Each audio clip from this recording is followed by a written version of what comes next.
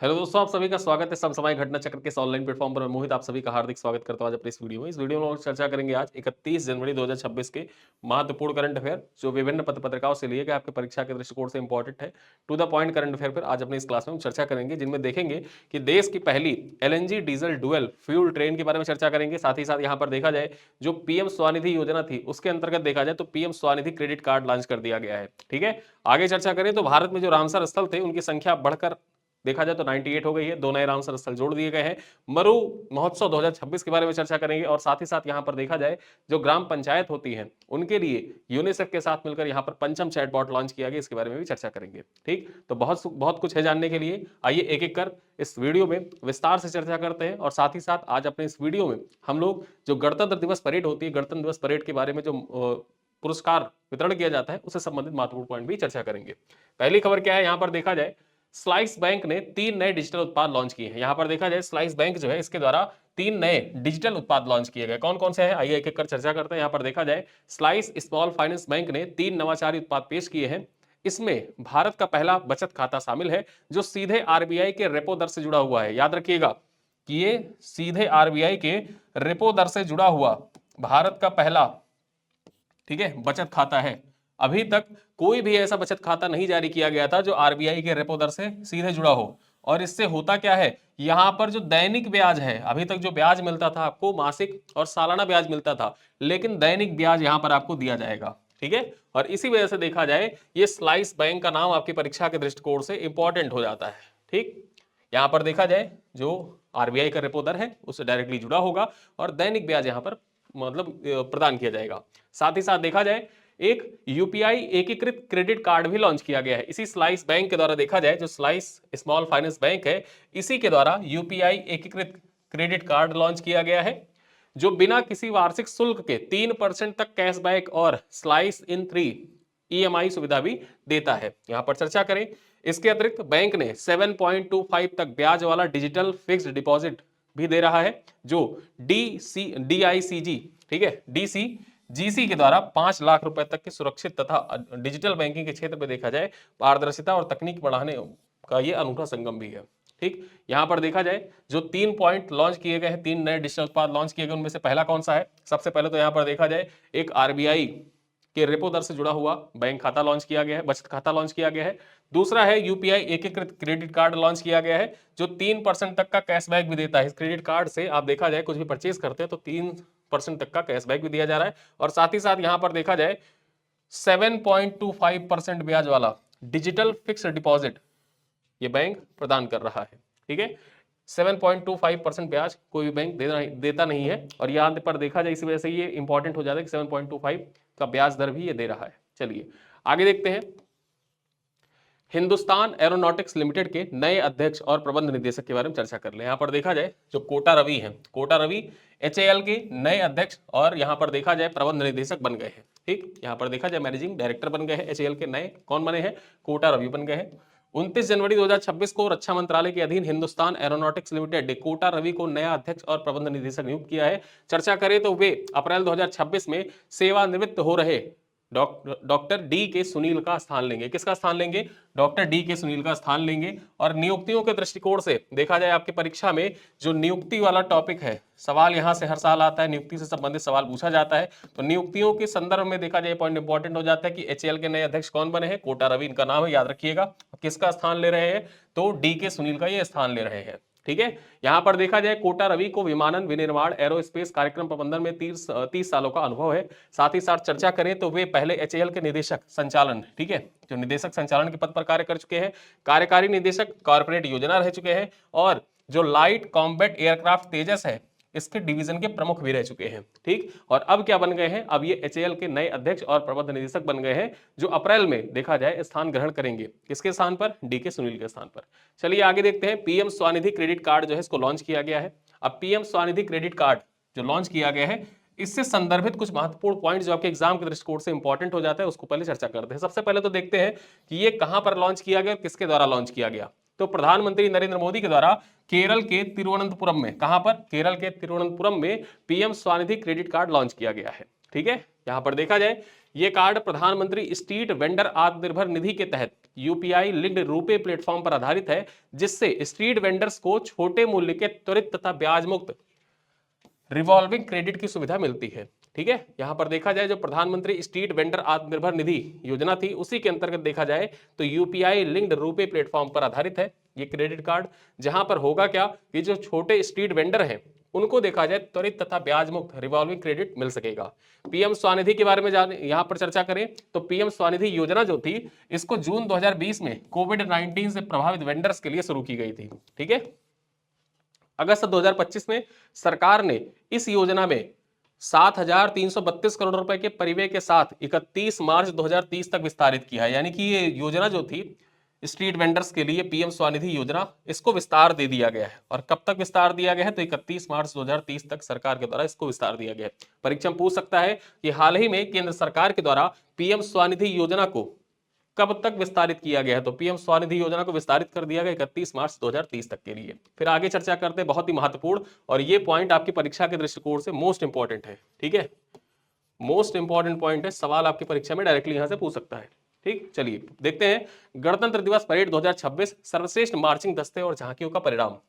कर्तव्य पथ पर देखा जाए आयोजित परेड में उत्कृष्ट प्रदर्शन का आकलन करने के लिए गठित जजों के 3 पैनल में निम्नलिखित विजेताओं की घोषणा की है। यहां पर देखा जाए जो कर्तव्य पथ पर विभिन्न झांकियां निकाली गई थी, उन झांकियों में ठीक है स्कोर प्रदान करने के लिए, यानी कि उनका आकलन करने के लिए और उत्कृष्ट प्रदर्शन जो था उनको सम्मानित करने के लिए 3 जजों की एक कमेटी बनाई गई और उस कमेटी ने अपना रिपोर्ट दिया, मतलब अपना जो परिणाम था, जो रिपोर्ट था उसको प्रस्तुत किया और उसके जरिए देखा जाए तो उत्कृष्ट प्रदर्शन करने वाले यहाँ पर जो झांकियां थी उनको पुरस्कृत भी किया गया।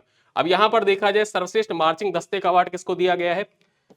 एक पॉइंट आप याद रखिए, जो ये पुरस्कार होते हैं ना, ये 2 कैटेगरी में प्रदान किए जाते हैं। सबसे पहले तो जो पैनल डिसाइड करता है, ठीक है, पैनल डिसाइड करता है, और एक कैटेगरी है पीपुल्स चॉइस की जो माई गव पोर्टल है। ठीक, यहां पर क्या होता है कि व्यक्तियों के द्वारा वोट किया जाता है वोटिंग के आधार पर।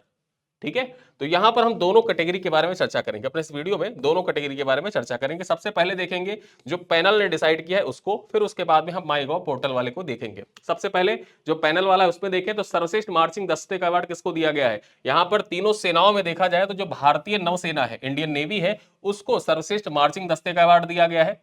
सीएपीएफ तथा अन्य सहायक बलों में देखा जाए तो दिल्ली पुलिस को दिया गया है। और वहीं पर अगर हम बात कर ले सर्वश्रेष्ठ झांकी राज्य या केंद्र शासित प्रदेश में किसको दिया गया है तो सर्वश्रेष्ठ झांकी में पहला पुरस्कार किसको दिया गया, महाराष्ट्र को। पहला पुरस्कार महाराष्ट्र को। किस विषय पर आधारित था इनका जो प्रदर्शनी थी या जो इनका टैब्लो निकाला गया था किस विषय पर आधारित था तो गणेशोत्सव आत्मनिर्भरता के प्रतीक। ठीक है, गणेशोत्सव आत्मनिर्भरता का प्रतीक, इस थीम पर आधारित था महाराष्ट्र की झांकी। और महाराष्ट्र की झांकी को देखा जाए तो पैनल के द्वारा प्रथम स्थान यानी कि फर्स्ट प्राइज यहां पर प्रदान किया गया। ठीक है, फिर देखा जाए दूसरा स्थान किसको मिला तो दूसरा स्थान मिला जम्मू कश्मीर को। अब जम्मू कश्मीर का जो देखा जाए यहां पर प्रदर्शनी थी वो किस पर आधारित थी, विषय क्या था, जम्मू और कश्मीर के हस्तशिल्प तथा लोक नृत्य। ठीक है, जम्मू और कश्मीर के हस्तशिल्प तथा लोक नृत्य पर आधारित था। तीसरा स्थान किसको मिला, तीसरा स्थान मिला केरल को। ठीक है, और इसका विषय क्या था, केरल का जो प्रदर्शनी यहां पर निकली थी। ठीक है, तो यहां पर देखा जाए जो सर्वश्रेष्ठ झांकी थी केरल की झांकी का थीम क्या था, वाटर मेट्रो और 100% डिजिटल साक्षरता, आत्मनिर्भर भारत के लिए आत्मनिर्भर केरल, ये इसका थीम था। ठीक है, याद रखना पहला पुरस्कार महाराष्ट्र को, किसके लिए, गणेशोत्सव आत्मनिर्भरता के प्रतीक के लिए। दूसरा पुरस्कार जम्मू कश्मीर को, विषय क्या था इनकी झांकी का तो जम्मू और कश्मीर के हस्तशिल्प तथा लोक नृत्य। तीसरा पुरस्कार दिया गया केरल को और इसका विषय क्या था, वाटर मेट्रो और 100% डिजिटल साक्षरता, आत्मनिर्भर भारत के लिए आत्मनिर्भर केरल इसका थीम था। आगे चर्चा करें, मंत्रालयों में चर्चा कर ले तो मंत्रालय में जो केंद्रीय मंत्रालय तथा विभाग है उसमें पैनल के द्वारा किसको सर्वश्रेष्ठ झांकी का अवार्ड दिया गया। यहां पर जो सर्वश्रेष्ठ झांकी है उसका अवार्ड दिया गया संस्कृति मंत्रालय को। ठीक है, पैनल के द्वारा सर्वश्रेष्ठ झांकी का अवार्ड किसको दिया गया, संस्कृति मंत्रालय को। और संस्कृति मंत्रालय की जो झांकी थी उसका विषय क्या था, किस विषय पर आधारित थी तो वंदे मातरम, एक राष्ट्र की आत्मा की पुकार। ठीक है, एक राष्ट्र की आत्मा की पुकार, वंदे मातरम, ये इसी थीम पर आधारित था इनकी झांकी संस्कृति मंत्रालय को और पैनल के द्वारा घोषित किया गया। ठीक है, ये पैनल के द्वारा घोषित है, याद रखिएगा। आगे चर्चा करें, कुछ पैनल के द्वारा विशेष पुरस्कार भी घोषित किए गए। अब विशेष पुरस्कार में जो पहला पुरस्कार दिया गया वो किसको दिया गया? पहला पुरस्कार दिया गया यहाँ पर केंद्रीय लोक निर्माण विभाग, ठीक है, जो केंद्रीय लोक निर्माण विभाग है, इसकी जो झांकी थी उसका थीम क्या था? वंदे मातरम, 150 वर्षों का उत्सव, ठीक, 150 वर्षों का उत्सव। और वहीं पर देखा जाए जो दूसरा पुरस्कार दिया गया वो नृत्य समूह को दिया गया। जो कर्तव्य पथ की परेड होती है वहां पर आप देखेंगे, जब आप परेड देख रहे होंगे तो एक नृत्य समूह देखा होगा जिसमें सैकड़ों लोग एक साथ नृत्य कर रहे थे, जब देखा जाए जो मुख्य अतिथि आए हुए थे उनके समक्ष, ठीक है। और वो जो नृत्य किया जा रहा था उसका थीम क्या था? वंदे मातरम, भारत की शाश्वत गूंज, ठीक है, भारत की शाश्वत गूंज। तो ये तो हो गया पैनल पर, जितने पैनल के द्वारा घोषित अवार्ड थे उनको हमने देखा। एक बार फिर से रिवाइज कर लेते क्योंकि मोस्ट इंपॉर्टेंट है आपके एग्जाम के लिए। सबसे पहले देखें, सर्वश्रेष्ठ मार्चिंग दस्ते का अवार्ड किसको दिया गया? तीनों सेनाओं में भारतीय नौसेना को। अगर देखा जाए सीएपीएफ तथा अन्य सहायक बलों में किसको दिया गया? तो दिल्ली पुलिस को दिया गया। सर्वश्रेष्ठ झांकी राज्य एवं केंद्र शासित प्रदेशों में किसको दिया गया? तो पहला स्थान महाराष्ट्र को, दूसरा जम्मू कश्मीर को, तीसरा स्थान दिया गया केरल को। फिर मंत्रालयों में चर्चा करें तो संस्कृति मंत्रालय की जो झांकी थी उसको मंत्रालयों में पहला स्थान दिया गया। कुछ विशिष्ट पुरस्कार प्रदान किए गए जिसमें केंद्रीय लोक निर्माण विभाग, जिसकी झांकी आधारित थी वंदे मातरम 150 वर्षों के उत्सव पर, और नृत्य समूह जो था इसको दूसरा स्थान दिया गया। अब आते हैं जो माईगॉव पोर्टल है उसके अनुसार, ठीक है। यानी कि ये जो माईगॉव पोर्टल है इस पे क्या होता है, बेसिकली इसको आप कह सकते हैं पीपुल्स चॉइस, ठीक। अब यहां पर जो पीपुल्स चॉइस होता है इसमें देखा जाए जो व्यक्ति होते हैं वो वोटिंग के माध्यम से जो झांकियां होती हैं उनको रैंक प्रदान करते हैं, उनको अंक प्रदान करते हैं। और उसी आधार पर देखा जाए यहां पर जो मार्चिंग टुकड़ी है, सर्वश्रेष्ठ मार्चिंग टुकड़ी का अवार्ड किसको दिया गया? तो तीनों सेनाओं में देखा जाए असम रेजिमेंट है, असम रेजिमेंट को सर्वश्रेष्ठ मार्चिंग टुकड़ी का अवार्ड दिया गया। वहीं पर सीएपीएफ तथा अन्य बलों में देखा जाए तो सीआरपीएफ को दिया गया। किसको? सीआरपीएफ को दिया गया। फिर आगे देखें, राज्यों और केंद्र शासित प्रदेशों में सर्वश्रेष्ठ झांकी कौन सी रही? तो यहां पर देखा जाए जो गुजरात की झांकी थी इसको पहला स्थान, ठीक है। जजों के पैनल ने पहला स्थान महाराष्ट्र की झांकी को दिया, जबकि जो माई गॉव पोर्टल था उसमें देखा जाए तो जो गुजरात की झांकी थी इसको पहला स्थान मिला है। और गुजरात की झांकी का थीम क्या था? स्वदेशी का मंत्र, आत्मनिर्भरता, स्वतंत्रता की थीम पर आधारित था, ठीक है। स्वदेशी का मंत्र, आत्मनिर्भरता, स्वतंत्रता। फिर देखा जाए दूसरा स्थान किसको मिला है? दूसरा स्थान मिला है उत्तर प्रदेश को। दूसरा स्थान किसको? अपने उत्तर प्रदेश को। और ये आपके परीक्षा के दृष्टिकोण से मोस्ट इंपॉर्टेंट हो जाता है। मोस्ट इंपॉर्टेंट क्यों हो जाता है? एग्जाम में डायरेक्टली आपसे पूछ सकता है कि 26 जनवरी 2026 को उत्तर प्रदेश की झांकी का केंद्रीय विषय क्या था या थीम क्या था या किस विषय पर झांकी आधारित थी? तो याद रखना, बुंदेलखंड की समृद्ध संस्कृति, ठीक है। यहां पर झांकी में बुंदेलखंड की समृद्ध संस्कृति जो थी उसको प्रदर्शित किया गया था इस बार, और यही इस बार का थीम था, इसी थीम पर आधारित थी। और पीपल्स चॉइस अवार्ड में देखा जाए उत्तर प्रदेश को दूसरा स्थान मिला था। तीसरा स्थान किसको दिया गया? तीसरा स्थान दिया गया राजस्थान को। अब यहां पर जो राजस्थान का थीम था वो क्या था? रेगिस्तान का सुनहरा स्पर्श, बीकानेर का उस्ता कला, ठीक है। रेगिस्तान का सुनहरा स्पर्श, बीकानेर का उस्ता कला। ये परीक्षा में पूछ सकता है कि उस्ता कला कहाँ का प्रसिद्ध है? ये उस्ता कला प्रसिद्ध है बीकानेर की, और बीकानेर राजस्थान में पड़ता है। और राजस्थान की सुनहरा स्पर्श जो है यही इसका थीम था। यहां पर देखा जाए पीपुल्स चॉइस अवार्ड में तीसरा पुरस्कार प्रदान किया गया। फिर देख लेते हैं केंद्रीय मंत्रालयों में सर्वश्रेष्ठ झांकी का अवार्ड किसको दिया गया? पीपुल्स चॉइस अवार्ड में स्कूली शिक्षा और साक्षरता मंत्रालय जो था उसको दिया गया। इसकी झांकी राष्ट्रीय शिक्षा नीति 2020 विकसित भारत की ओर बढ़ते कदम पर आधारित थी। यानी कि एनईपी 2020 जो था, न्यू एजुकेशन पॉलिसी 2020 विकसित भारत की ओर बढ़ते कदम, इसी पर आधारित था। और इसी को देखा जाए जो पीपुल्स चॉइस अवार्ड था उसमें केंद्रीय मंत्रालय तथा केंद्रीय मंत्रालय में सर्वश्रेष्ठ झांकी का अवार्ड प्रदान किया गया, ठीक है। चलिए आगे चलते हैं अपने दूसरे महत्वपूर्ण करंट अफेयर पर जो आपकी परीक्षा के लिए इंपॉर्टेंट है और ये आपके पीवाईक्यू में पूछा भी जा चुका है। ये आपके पीवाईक्यू का सवाल है। सूरजकुंड मेला आपके परीक्षा में पूछा जा चुका है, ठीक है। और इस बार का मेला इंपॉर्टेंट इसलिए भी हो जाता है क्योंकि सूरजकुंड मेले में देखा जाए जो फोकस राज्य है वो अपना उत्तर प्रदेश भी है, ठीक है। तो यहां पर देखा जाए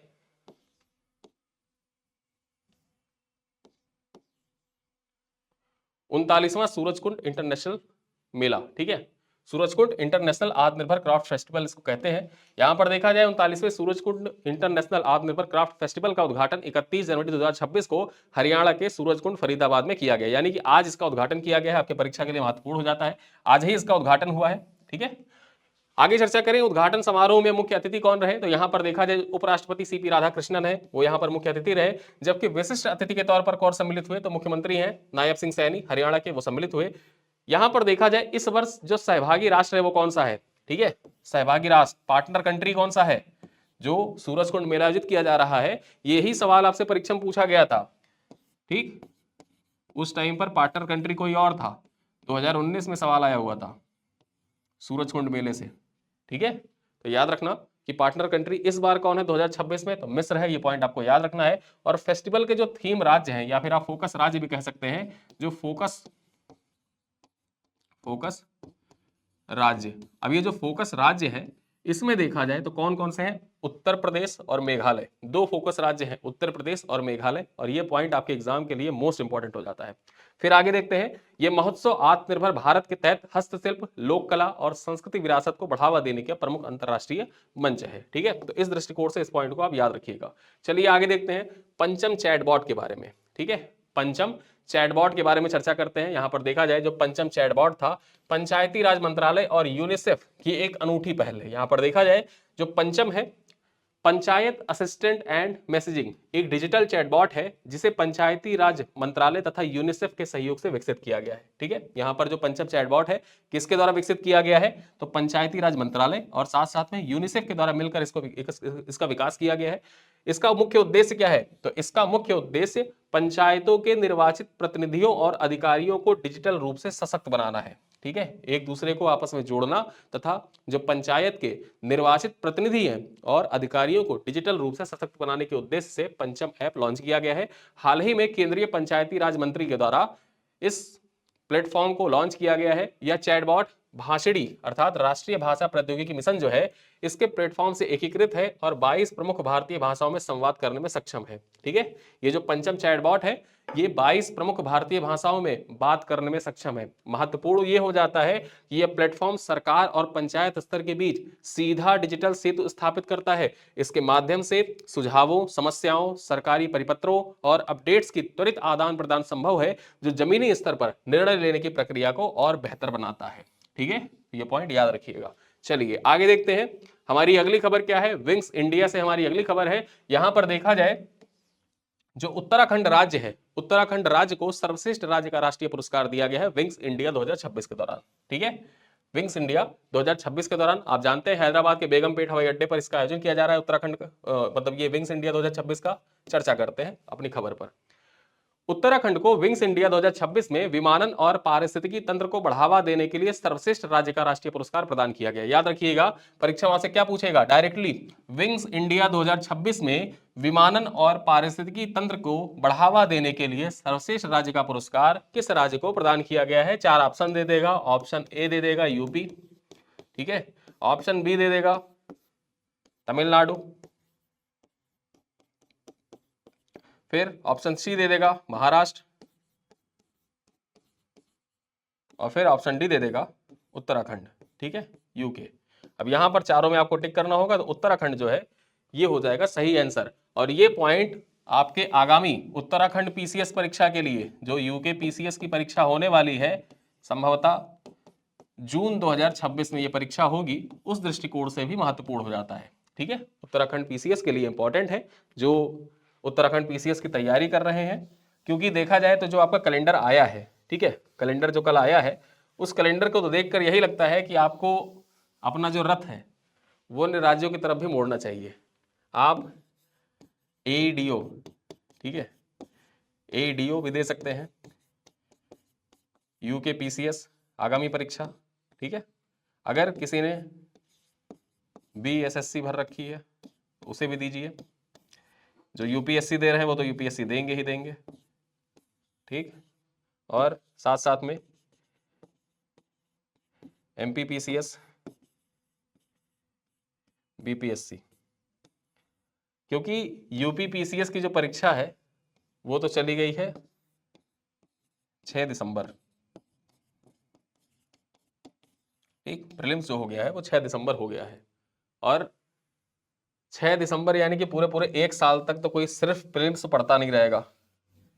तो इसी वजह से देखा जाए जो आगामी स्टेट पीसीएस होने वाले हैं उनमें भी आप फॉर्म अप्लाई कर सकते हैं, चाहे उत्तराखंड पीसीएस हो, हरियाणा पीसीएस हो, एडी हो, बिहार हो, बीपीएससी हो, एमपीपीएससी हो, ठीक है। चलिए चर्चा करें आगे। तो ये सम्मान पर्वतीय क्षेत्र में कनेक्टिविटी, पर्यटन, सार्वजनिक सेवाओं और सार्वजनिक सेवाओं के लिए विमानन के प्रभावी उपयोग हेतु दिया जाता है। 3 दिवसीय विंग्स इंडिया 2026 का आयोजन 29 से 31 जनवरी 2026 को हैदराबाद के बेगमपेट हवाई अड्डे पर हुआ। यहां पर चर्चा करें, पुरस्कार केंद्रीय नागरिक उड्डयन मंत्री के द्वारा प्रदान किया गया। उत्तराखंड ने 4 धाम यात्रा के लिए केदारनाथ, बद्रीनाथ, गंगोत्री, यमुनोत्री में हेलीकॉप्टर सेवाएं, हेलीपोर्ट विकास, सुरक्षा प्रोटोकॉल और आपदा प्रबंधन को सुदृढ़ किया है, जिससे वरिष्ठ नागरिकों और दिव्यांग यात्रियों को विशेष लाभ मिला है। और इसी वजह से देखा जाए तो विंग्स इंडिया 2026 के दौरान विमानन तथा पारिस्थितिकी तंत्र को बढ़ावा देने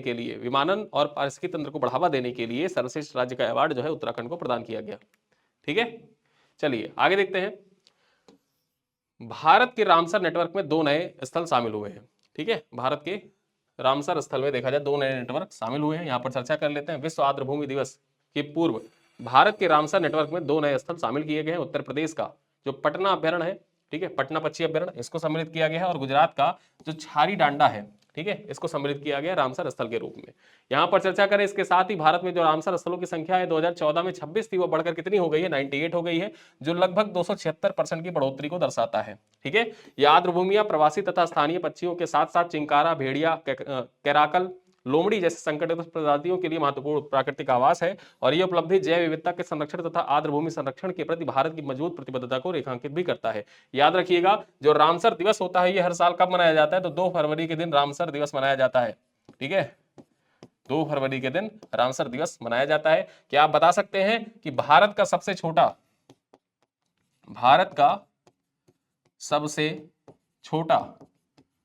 रामसर स्थल कौन सा है?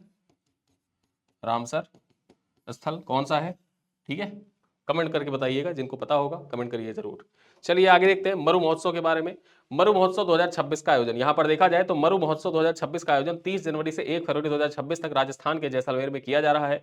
यहां पर देखा जाए इस वर्ष का थीम क्या है, बीट्स ऑफ द थार। याद रखिएगा, मरु महोत्सव का थीम क्या है, बीट्स ऑफ द थार। इसी थीम पर इस बार आयोजित किया जा रहा है। यहां पर देखा जाए महोत्सव में मिस्टर डेजर्ट एवं मिस मूमल 2026 प्रतियोगिता, पहली बार ड्रोन शो, पद्मश्री तगाराम जी का अलगोजा वादन तथा मधुवंशी बागची हैं, इनकी प्रस्तुति प्रमुख आकर्षण है। यहां पर देखा जाए 31 जनवरी ऊंटों को समर्पित रहेगा। समापन सम में देखा जाए, समापन सम के बजाय खुड़ी के धोरा पर होगा और प्रसिद्ध लोक गायक मामे खान की प्रस्तुति के साथ महोत्सव समाप्त होगा। ठीक है, तो यहां पर देखा जाए जो आज का दिन था ये ऊंटों को समर्पित था।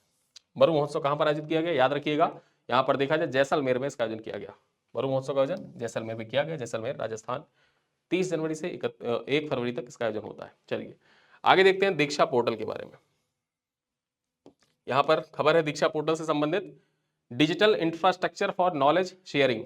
दीक्षा का फुल फॉर्म क्या है? दीक्षा का फुल फॉर्म है digital infrastructure for knowledge sharing. Bharat सरकार के शिक्षा मंत्रालय की एक प्रमुख डिजिटल पहल है जो स्कूली शिक्षा के लिए विकसित की गई है। ठीक है, यहां पर देखा जाए ये पोर्टल हिंदी, अंग्रेजी सहित 30 से अधिक भारतीय भाषाओं में उपलब्ध है। एनसीईआरटी की पुस्तकों में दिए गए क्यूआर कोड स्कैन कर संबंधित वीडियो और अध्ययन सामग्री यहां पर देखी जा सकती है दीक्षा पोर्टल पर।